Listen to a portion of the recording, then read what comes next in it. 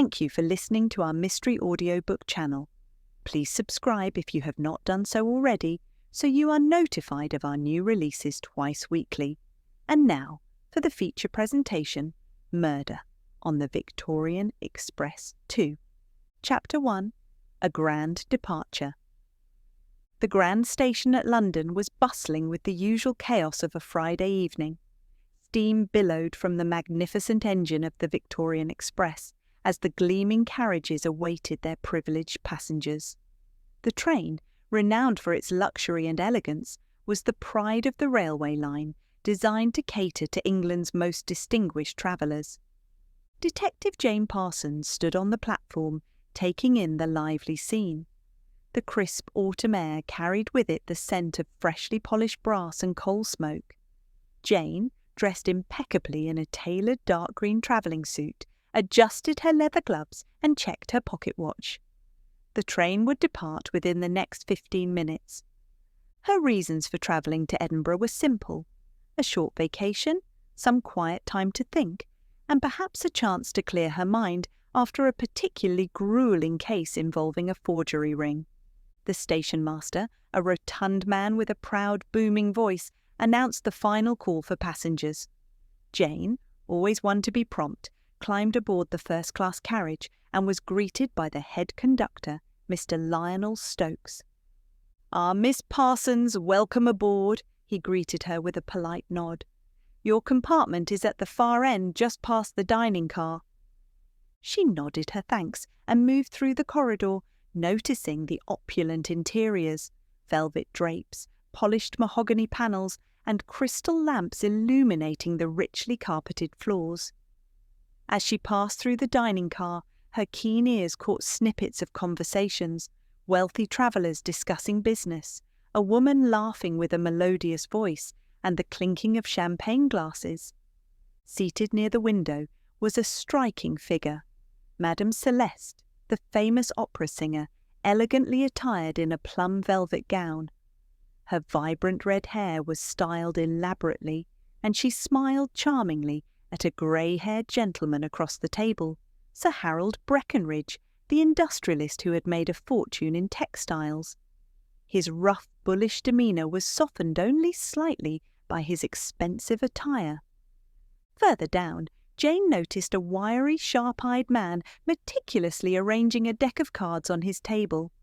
Vincent Crowley, a notorious gambler, had a reputation for winning more than losing, often under suspicious circumstances.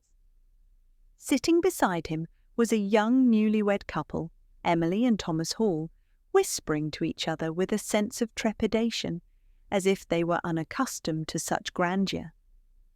As Jane reached her compartment, she caught sight of a porter wrestling with a heavy trunk, cursing under his breath. An older man in a dark overcoat watched with disdain.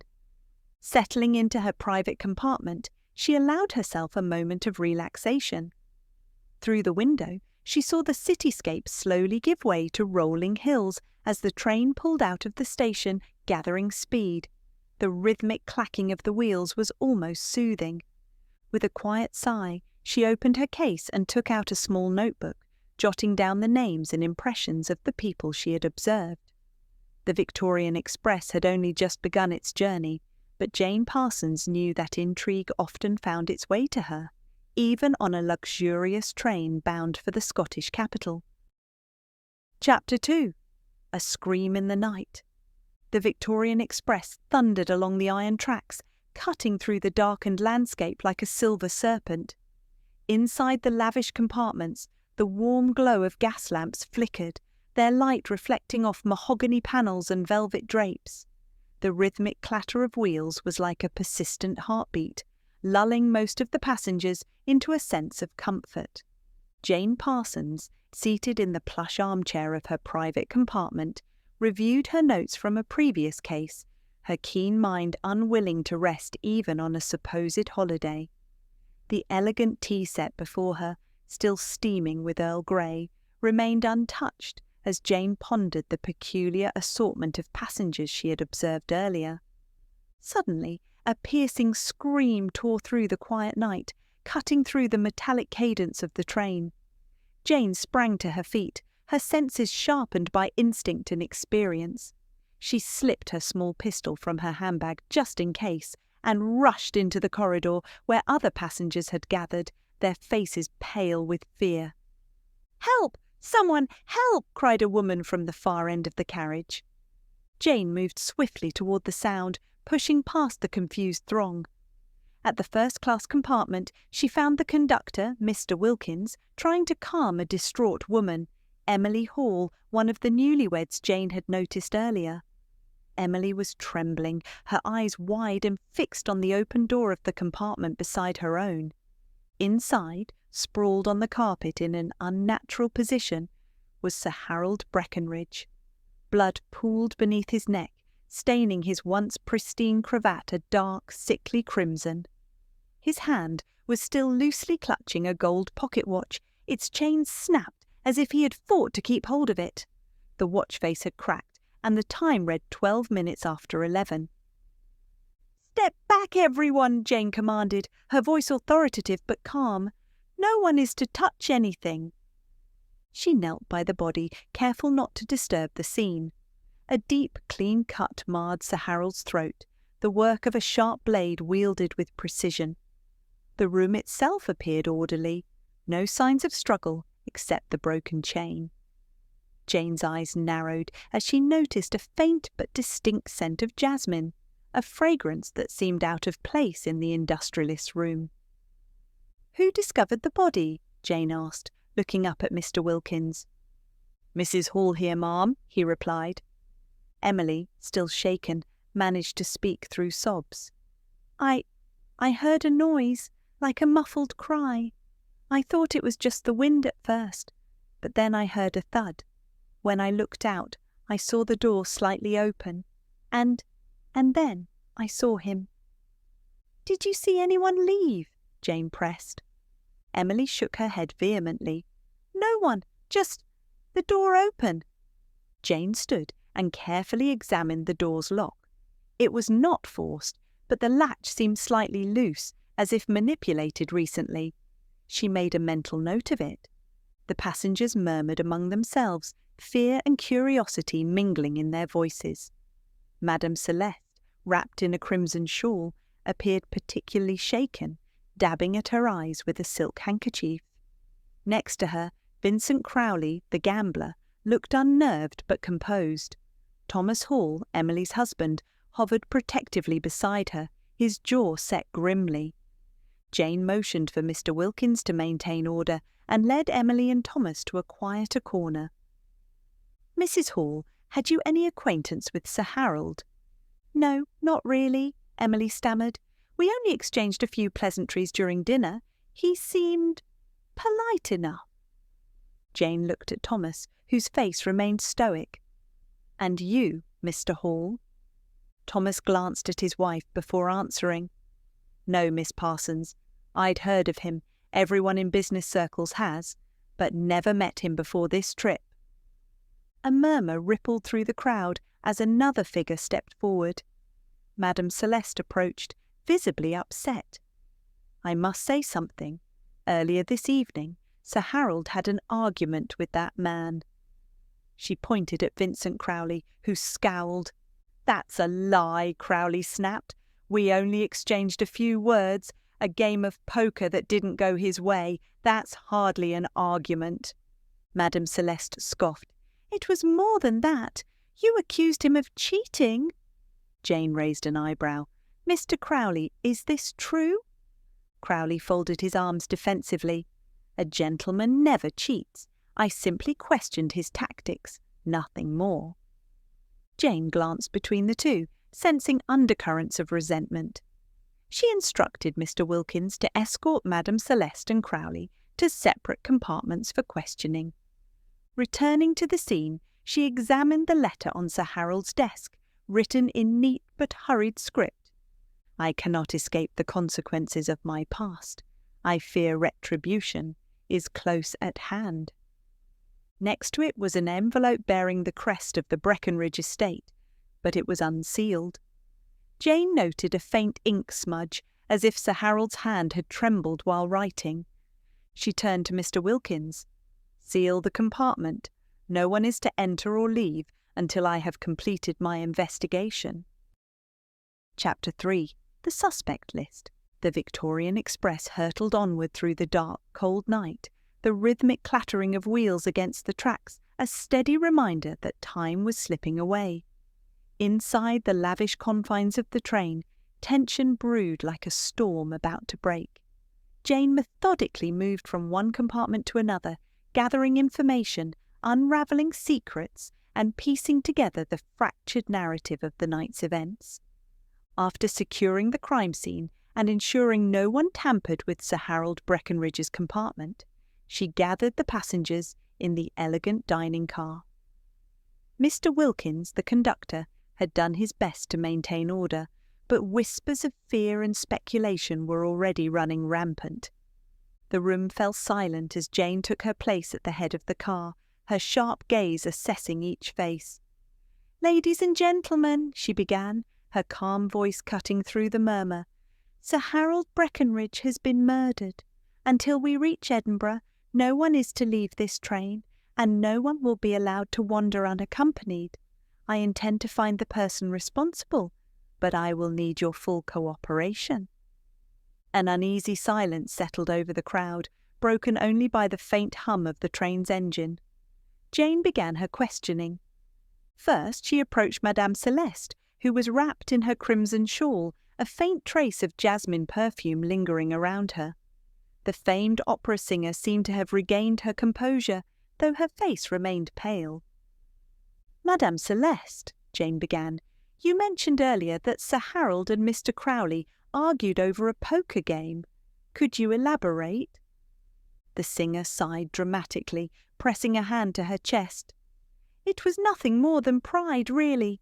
Sir Harold was a fierce competitor and did not take losing lightly. Mr. Crowley accused him of using marked cards. Sir Harold was furious and threatened to expose Mr. Crowley's gambling debts." Jane raised an eyebrow. "Did you see any marked cards yourself?" Celeste hesitated. "No, but it did seem odd how Sir Harold won every hand that evening." Jane noted her response and pressed on. "You were close to Sir Harold, were you not?" Celeste's eyes flashed with a mix of sorrow and defensiveness. "We were friends. He had once promised to fund my next production, but recently he grew distant. I suppose the scandal regarding his business ventures kept him preoccupied." "Did you speak with him tonight before the incident?" "No," Celeste whispered. "I saw him at dinner, but after that I retired to my compartment." Next, Jane turned to Vincent Crowley, who was fidgeting with a gold ring on his finger. He looked irritable and defiant, as if anticipating being accused. "Mr. Crowley, what can you tell me about your argument with Sir Harold?" Jane asked plainly. "It was nothing," Crowley snapped. "The man was a cheat, plain and simple. When I called him out, he threatened to report me to the authorities, claiming I was running a gambling ring on the train." "Did you plan to confront him later?" Jane probed. Crowley scoffed. "Number I was done with him. I lost enough money as it was. I went to the bar to drown my frustration and stayed there most of the night. Ask the barman if you don't believe me." "I will," Jane replied coolly. "Were you aware of any business connections between Sir Harold and your family?" Crowley hesitated, his jaw tightening. "Yes. Years ago, Breckenridge's textile mill drove my father's business into bankruptcy. My father never recovered. If you're asking if I killed him for that, you're mistaken." Jane then approached Thomas Hall, who looked both tired and wary. His wife Emily had been sent to rest, still too shaken to be questioned further. "Mr. Hall," Jane began, "what did you know of Sir Harold before this journey?" Thomas shifted uncomfortably.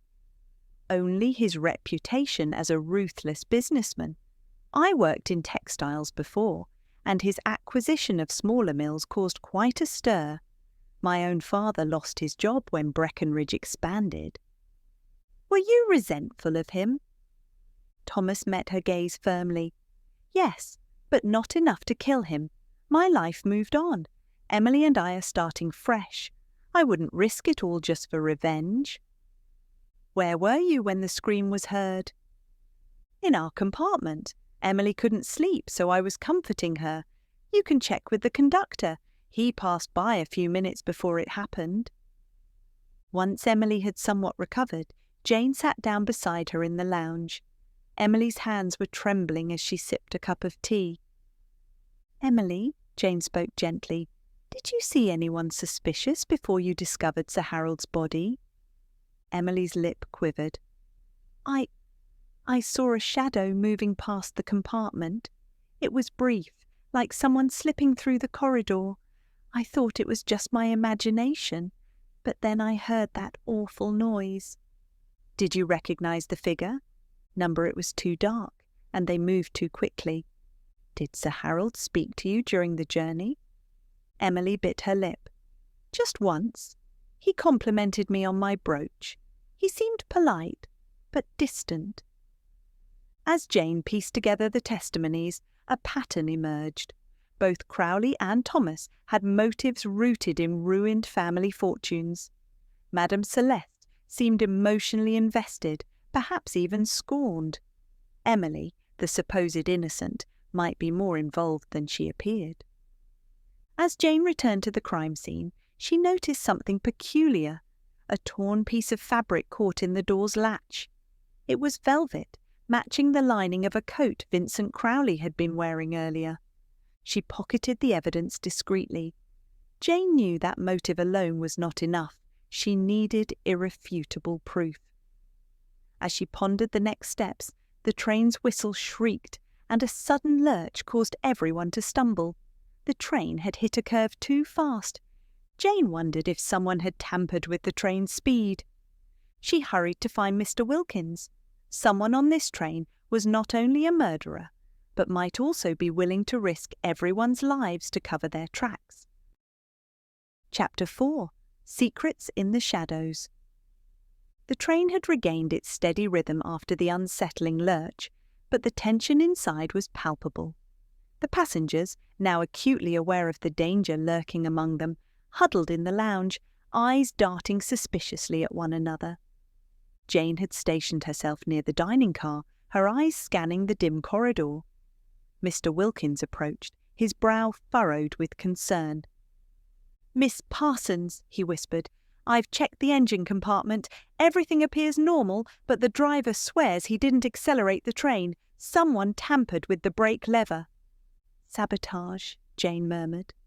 She thanked Wilkins and moved purposefully toward the lounge where the passengers were assembled. Madame Celeste was pacing the length of the room, her movements anxious and restless. Thomas Hall sat with his head in his hands, while Emily glanced nervously at every creak and sway of the train. Vincent Crowley was standing by the window, staring at the passing night with a brooding expression. Jane addressed them firmly. "Someone tampered with the train's brake lever. If you are trying to cover your tracks, know that you are risking the lives of everyone on board. I will find out who did it." No one responded, but the guilt and fear were evident on their faces. "Madame Celeste," Jane called, her voice slicing through the tension. "A word in private, please." The singer followed Jane to the end of the car. Jane leaned in, lowering her voice. "I know you had a more personal relationship with Sir Harold than you admitted earlier. I need the truth." Celeste's eyes filled with tears. "You wouldn't understand. It was complicated. Sir Harold and I were lovers once, many years ago, but he betrayed me. He promised to invest in my career and then left me for another. Recently, he reached out, claiming regret. I thought we could reconcile." "But did you?" Jane pressed. "Number. When I saw him on the train, he seemed distracted, almost paranoid. He barely acknowledged me. I was hurt, but I wouldn't have killed him," Celeste whispered, her voice cracking. "One more thing," Jane said. "Why do you carry a perfume that smells like jasmine?" Celeste frowned. "I don't. My scent is lavender. Jasmine belonged to that other woman, Claire, Sir Harold's second wife, the one who took him from me. Jane's mind clicked. Had someone else brought the scent to the compartment deliberately? Back in the lounge, she observed Vincent Crowley, who was now nervously fidgeting with a silver flask. She approached him, her tone sharp. "Mr. Crowley, your coat was found near the crime scene. Explain." Crowley looked bewildered. "That's impossible. I haven't been near his compartment since dinner." "Then how do you explain the velvet lining caught in the door latch?" Crowley opened his mouth to retort, but faltered. "Maybe someone else used it. My coat was on the hook near the bar. I left it there when I was playing cards." "Did anyone handle your coat?" Jane inquired. Crowley hesitated. "Come to think of it, Thomas was fiddling with it earlier, said he admired the lining." Jane made a mental note. Thomas had a motive, but why plant evidence on Crowley? As Jane returned to her compartment to collect her notes, she noticed the door slightly ajar. Instinctively, she drew her pistol and stepped inside. The room appeared undisturbed, except for a crumpled letter left on her writing desk. The letter read, "He had it coming. No man can ruin lives without consequence. The past never truly stays buried." The handwriting was elegant, unmistakably belonging to Madame Celeste. But why would she leave it in her compartment rather than confess outright?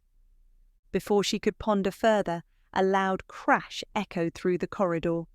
Jane rushed to the noise, finding Thomas Hall on the floor of the baggage car, clutching his head. "Mr. Hall!" Jane exclaimed, helping him to his feet. "What happened?" Thomas grimaced. "Someone struck me from behind. I was looking for my luggage. I thought I saw someone leaving the car. Maybe Crowley. I can't be sure." Jane examined his head. A bruise was forming, but the injury was not severe. She looked around, noticing that several luggage pieces had been disturbed, including a large trunk belonging to Sir Harold. She pried it open, revealing piles of documents and a small locked box. She carefully picked the lock with a hairpin, finding inside a collection of letters from various business associates, all with veiled threats and demands for compensation. One letter caught her eye. It was dated 2 weeks prior, signed with the initials V.C. Jane returned to the lounge, holding the letter. "Mr. Crowley, what does the initial V.C. mean to you?" Crowley glanced at the paper and paled. "That's my father's signature. He wrote to Sir Harold before he died, blaming him for the factory collapse." "And did you know about these letters?" Jane asked pointedly. Crowley shook his head. "No, but if Sir Harold was blackmailing my family—" "Or your family was blackmailing him," Jane interjected. "This proves that your father held a grudge, but not necessarily that you acted on it." Crowley remained silent, his face a mask of conflicting emotions. Jane glanced at Thomas, whose pale expression betrayed fear. "Mr. Hall," Jane continued, "why did you go to the baggage car?" Thomas hesitated. "To check my suitcase. I thought someone had tampered with it." "You were not looking for your suitcase, were you? You were looking for this." Jane held up the small locked box. "Why would Sir Harold keep your family's letters unless they posed a threat?" Thomas stammered. "I swear I didn't kill him.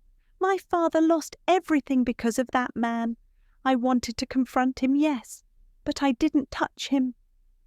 The uneasy silence that followed was broken only by the hum of the train. Jane realized that she was close to understanding the motive, but the identity of the killer remained elusive. Someone had cleverly planted evidence, staged scenes, and was now willing to sabotage the train itself. As Jane turned to question Emily, the train jerked violently again, throwing everyone off balance. A low, ominous creak echoed from the undercarriage. The brakes had been sabotaged again. She rushed to the engine room, signalling Mr. Wilkins to follow. The driver, pale and frantic, pointed to a broken lever. "Someone's done it again, ma'am. We're picking up speed." The passengers began to panic, but Jane's mind was focused. Someone was creating chaos to cover their tracks. As the train hurtled toward disaster, Jane knew she had to act fast, not just to solve the murder, but to save everyone on board. Chapter 5. A Second Tragedy. Inside the engine room, Jane Parsons examined the brake lever, its handle twisted and bent out of shape. Mr. Wilkins hovered nearby, wiping sweat from his brow. "We need to find a way to slow down the train before we hit the next curve," Jane stated grimly. The engineer, a burly man named Callum, spoke up. "We could try to manually regulate the steam pressure. It might buy us some time." "Do it," she ordered, "and post someone reliable here. The saboteur may strike again." Leaving Callum to his work, Jane hurried back through the swaying corridors. Panic was spreading among the passengers. She saw Madame Celeste clutching the arm of a leather chair, her eyes wide with fear. Thomas Hall was pacing back and forth, muttering incoherently. Emily was nowhere in sight. As Jane approached the dining car, a sudden gut-wrenching scream pierced the air. She rushed inside to find Vincent Crowley sprawled on the floor, his face twisted in agony. Emily was standing over him, her hands trembling, a teacup shattered at her feet. Jane knelt beside Crowley, quickly checking his pulse. His skin was clammy and his breathing shallow. She noticed a sickly sweet odour emanating from his lips. "Poison," Jane murmured. "Help him!" Emily cried, but Jane knew it was too late. Crowley's lips turned a dark blue, and with one final shuddering breath he lay still. The other passengers had gathered at the doorway, their faces reflecting equal parts shock and dread. Madame Celeste gasped, covering her mouth with a gloved hand. Thomas pushed through, his eyes widening as he saw the dead man. "What happened?" Thomas demanded, his voice trembling. Jane stood, her face stony. "Mr. Crowley has been poisoned. I need to know who prepared the tea." Mr. Wilkins, who had just arrived, looked stunned. "That would be Alice, the dining car attendant. She made the tea just now." "Find her and bring her here," Jane instructed. Emily, still shaking, sank into a chair. Jane pulled a handkerchief from her pocket and handed it to her. "Emily, did you see anyone touch the teacup before you brought it here?" Emily shook her head. "No, I just asked Alice for tea, and she served it right away. I thought Vincent might want something to calm his nerves after the argument." Jane's mind whirled. Could Emily have tampered with the cup herself, or was she being set up? Just then, Alice was brought in by Wilkins, her face pale. Jane questioned her.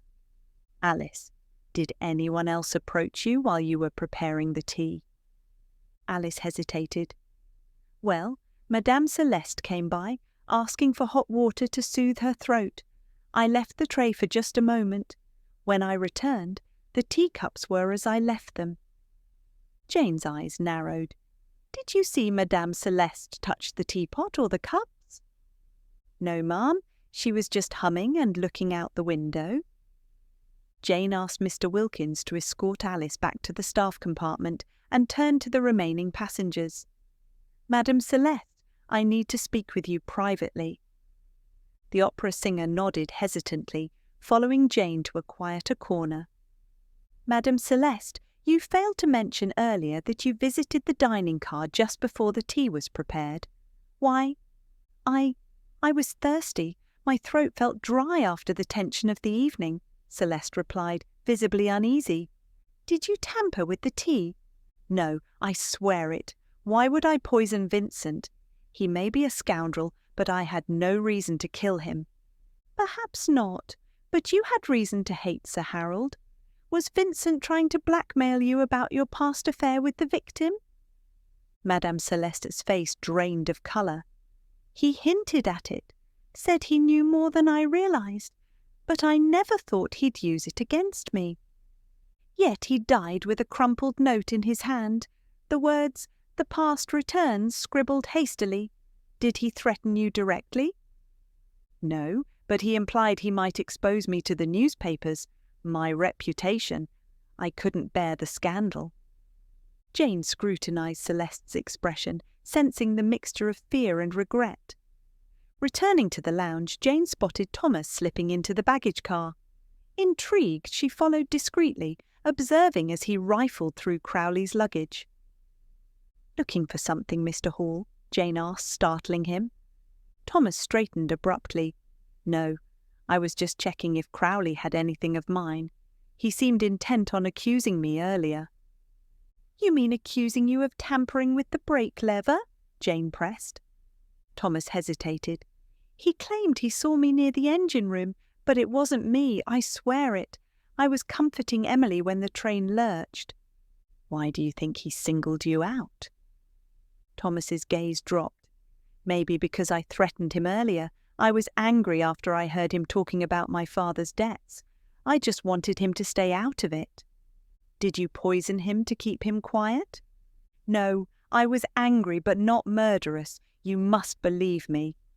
As Jane pondered the conflicting stories, Mr. Wilkins approached with another discovery, a small vial found discarded under the dining car table. Jane uncorked it and sniffed the contents, a potent mixture of laudanum and cyanide. "A deadly combination," Jane mused. "This wasn't a simple poisoning. It was calculated, meant to ensure death." She examined the vial closely. There was a faint smudge on the glass, jasmine oil. Jane's mind raced. Jasmine, associated with Sir Harold's second wife, Claire. But Claire wasn't on this train. Unless... She recalled Emily's brooch, the one Sir Harold had commented on. Rushing back to the lounge, Jane confronted Emily. "That brooch you're wearing, is it yours?" Emily paled. "It was a gift from my mother." "Why?" "Your mother? Was she Claire Breckenridge?" Tears welled in Emily's eyes. "Yes. My father died when I was young, and my mother later married Sir Harold. But he abandoned us and betrayed my mother. I hated him for what he did to her. To us." "And you followed him onto this train, hoping for revenge?" Emily broke down. "No, I just wanted to confront him, nothing more. Wanted to know why he had caused so much pain and grief to my mother. She was never the same after he abandoned us." Jane sighed, her heart heavy with the revelation. Emily's love for her mother may not have driven her to murder, but in her grief and panic, she may have inadvertently taken a life. Chapter 6. The Lure of Deception. Jane Parsons leaned against the dark oak panelling of the lounge, her mind racing. Was Emily telling the whole truth, or was someone else manipulating the situation to cover their own tracks? Mr. Wilkins entered the lounge, his face a mixture of relief and concern. "Detective, we've managed to stabilise the train. Callum said the brakes were rigged to release suddenly, but he fixed it in time." Jane nodded, grateful for Callum's quick thinking. "Good. Keep the engine room secure and ensure no passengers approach it without supervision." As Wilkins left to carry out her orders, Jane noticed Madame Celeste sitting by the window, lost in thought. The opera singer was dabbing her eyes with a lace handkerchief, seemingly more composed than before. Jane approached her quietly. "Madame Celeste, I must ask you something. Did you know about Emily's identity before the journey?" Celeste looked up, her face lined with fatigue. "No, I never suspected. I knew Sir Harold had remarried, but I did not follow his personal life after he abandoned me. When I saw Emily, I thought her just another naive bride." "And did you know about Sir Harold's scandal involving the textile mills?" Jane pressed. Celeste hesitated. "I had heard rumours, but I kept my distance from his business affairs. I never imagined it would come to this." Just as Jane was about to move on, Thomas Hall entered the lounge, his face flushed with panic. "Miss Parsons, you must listen to me. Emily didn't kill Vincent. She's not capable of that." Jane's eyes narrowed. "Are you saying someone else poisoned Crowley?" "Yes," Thomas insisted. I think it was Madame Celeste. I saw her slipping something into the tea when Alice wasn't looking." Celeste shot up from her seat. That's preposterous. Why would I kill Crowley? He meant nothing to me. You were afraid he'd expose your past relationship with Sir Harold, Thomas accused. Jane held up a hand to silence them. Enough, Madame Celeste. Did you handle the tea? I asked for hot water, but I never touched the cups, she protested. Thomas is lying to protect his wife. Jane scrutinized both of them. The tension between Celeste and Thomas was thick enough to cut with a knife. One of them was lying, or both. Jane left the lounge to inspect the dining car herself. She methodically checked the service area where the tea had been prepared. A small spoon lay discarded on the counter, and Jane noticed a faint residue inside one of the used cups, a crystalline powder barely visible. She wrapped the cup in a handkerchief and continued searching, her eyes catching a glint from the floor. Just then, Mr. Wilkins entered, his face grim. Miss Parsons, I found something in Madame Celeste's compartment. He handed Jane a crumpled note, another letter from Crowley. It read, Celeste, I know the truth about Claire's daughter. If you value your reputation, do not interfere. Jane's eyes widened. Had Sir Harold been blackmailing Celeste? If he had known about Emily's real identity and threatened to expose her mother's past, it would be enough to drive Celeste to desperate measures. Back in the lounge, Jane took a strategic approach. She spoke loudly enough for everyone to hear. The evidence is clear. The poison used on Vincent Crowley was a crystalline powder, likely cyanide mixed with laudanum. The vial was found in Madame Celeste's compartment. Celeste sprang to her feet. That's a lie. I would never... Then explain the letter from Vincent Crowley. He knew about Emily's identity and planned to use it against you. Celeste's face blanched. I didn't kill Crowley, I swear it. Thomas interjected. She's lying. She's trying to shift the blame. I saw her at the dining car. Jane fixed him with a steely gaze. You're lying too, Mr. Hall. You were never in the lounge when the tea was prepared. Wilkins confirmed he saw you near the baggage car. You planted the poison to frame Celeste. Thomas faltered. No, I was just... Saving your wife from being accused, Jane finished. Emily couldn't bring herself to poison him directly, so you took it upon yourself to finish the job. Emily, who had been quietly sobbing, finally spoke. Tommy, no! You promised we wouldn't hurt anyone. Thomas turned, guilt etched on his face. I had to. Harold ruined your mother's life. He deserved to die. Jane's voice softened. But why kill Crowley? It was an accident, Thomas cried. The tea was meant for Madame Celeste. I didn't know Crowley would take it instead. When I saw him drink it, I panicked, but it was too late. Emily collapsed into sobs, and Celeste shook her head in stunned disbelief. And why did you kill Sir Harold? Jane asked. He took away my wife's happiness, that evil man. He ruined my family as well. I had to kill him, Thomas spat angrily. With the confession out, Jane ordered Mr. Wilkins to detain Thomas. Emily, though complicit in the plot, was more a victim of her own tragic past than a willing conspirator. Jane instructed Wilkins to contact the authorities at the next station. As the dawn broke over the Scottish Highlands, Jane found herself alone in the observation car, watching the golden light spill over the heather-clad hills. Madame Celeste approached, her face pensive. Justice is a cold comfort, Celeste murmured. Jane nodded. But necessary. Revenge consumed them both. Emily never truly understood the depth of hatred Thomas harboured. In the end, 2 lives were lost, Sir Harold and Crowley, all because of the lingering shadows of the past. The train finally pulled into Edinburgh, the grand station bathed in morning light. As the police boarded, Jane gave her statement, watching as Thomas was led away, his eyes hollow and broken. Emily, clutching the remnants of her shattered life, followed behind. Madame Celeste remained on the platform, her eyes fixed on the receding figures. Jane turned to her, her voice low and thoughtful. Sometimes the past cannot be buried without claiming new victims. Let this be a lesson, madam. Celeste nodded, wiping away a tear. I suppose even the greatest love cannot survive the scars of betrayal. As the Victorian Express prepared for its next journey, Jane knew that the train's tragic legacy would live on in the memories of those who survived. She boarded the next carriage, ready to leave behind another mystery, solved but haunted by the human frailty that had sparked the deadly chain of events.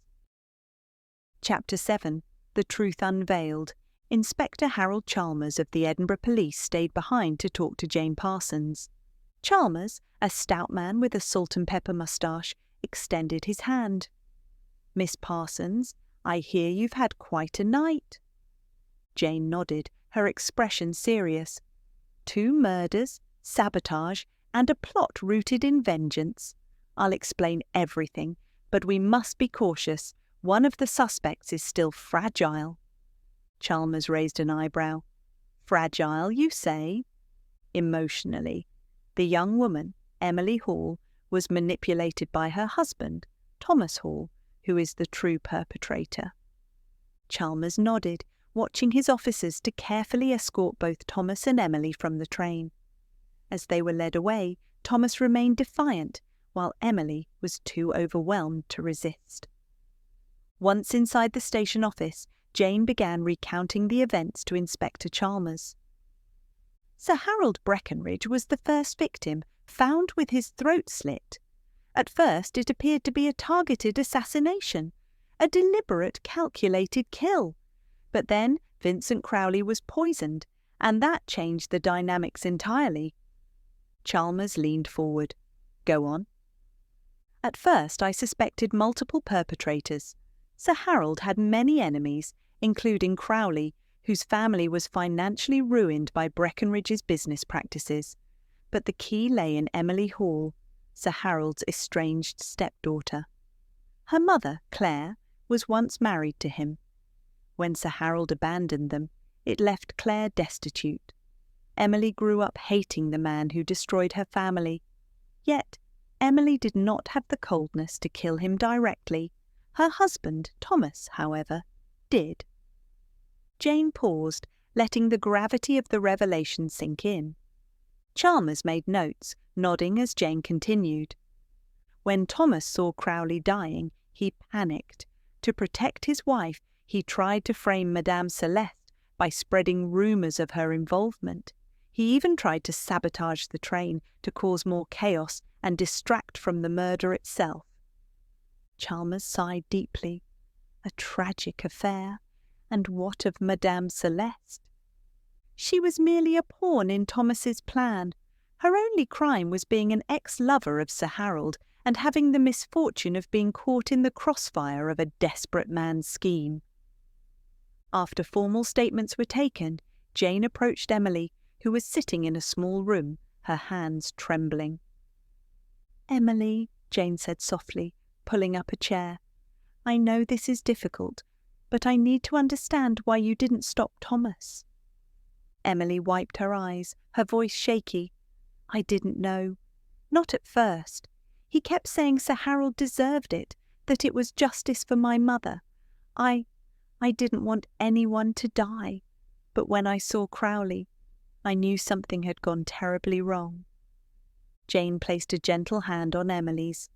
Why didn't you come forward when Crowley died? Emily looked down, ashamed. I was scared. Thomas kept saying we could make it look like Madame Celeste's doing. He said, no one would believe me if I told the truth. Jane nodded slowly. Thomas manipulated you, used your pain to fuel his revenge. The guilt you carry isn't yours alone. But now you must be honest and help the authorities. It's the only way to find peace. Emily looked at Jane, her tear-filled eyes reflecting the burden of her conscience. The end